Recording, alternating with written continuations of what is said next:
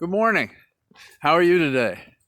Well, I am bundled up and it is it is ice cold, and there's a decent wind. They have a mountain here. They call it a mountain, the Short Hill Mountain. Well, it's really a mound. During the Civil War, the rebels would come over those hills to where the Union troops were bivouacked on the side where I am, and not far from where this road that I'm on, there was an encampment, and people are still finding little treasures from back in those days. So the Civil War, that appears to be what's going on the Hill. And frankly, my party on the Hill, it has some courageous people who are actually talking straight talk, you know. And then we have these ones that should grow a pair, and you know what I mean.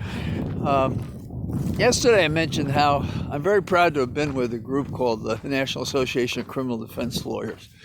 And there are other groups that I think foster kind of professionalism and an advocacy in the legal community.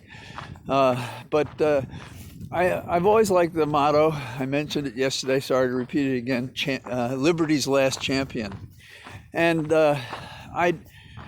I think in terms of myself as a lawyer and my interest in politics this way, it is still true that a black teenager who smokes pot will get a sentence for that, even possession in many places.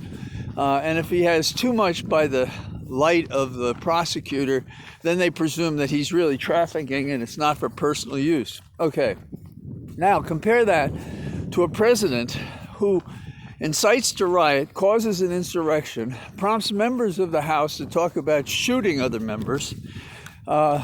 People die in the effort, and now we can't figure out, you know, we run our pearls talking about, should we have a short trial? Should we have a long trial?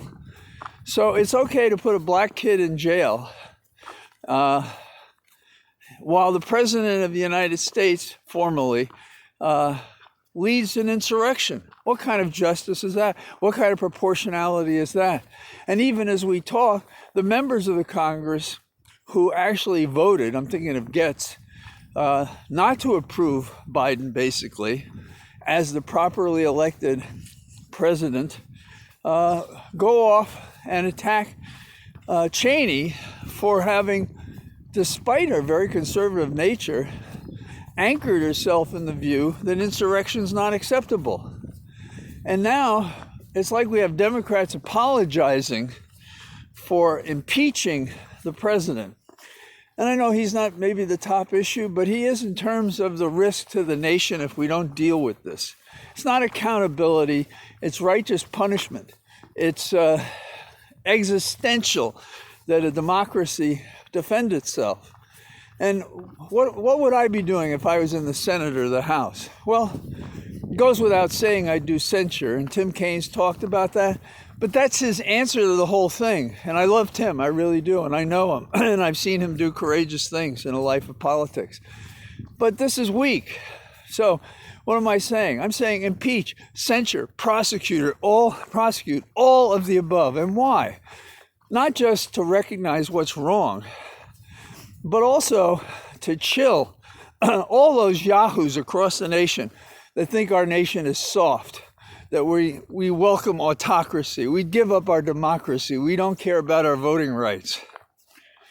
So, okay, only thing I'd say after that would be anticlimactic, but I expect I'm going to be on Ari tonight.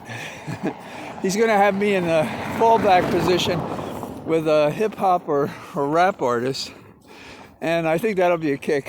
So if you want some relief, watch that tonight. Otherwise, get warmer than I am, and I'll talk to you tomorrow. Bye-bye.